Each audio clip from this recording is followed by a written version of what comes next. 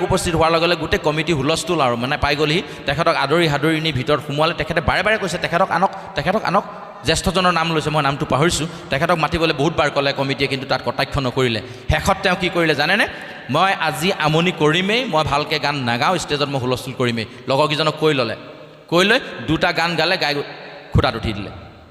তেওঁ জ্যেষ্ঠজনক সন্মান কৰিছে জ্যেষ্ঠজন তেওঁতকৈ কম পপুলাৰিটি থাকিব পাৰে কিন্তু তেখেতক মাতা ভিতৰলৈ মোক মাতিলে নহ'ব তেখেতকো মাতা এই যে যিবোৰ জ্ঞান আছিলে তাৰ কাৰণে আজি উত্তৰ পুৰুষে তেওঁৰ পিছত ইমান বলিয়াৰ দৰে দৌৰিছে ভাগৱত ধৰ্ম তেওঁ বুজি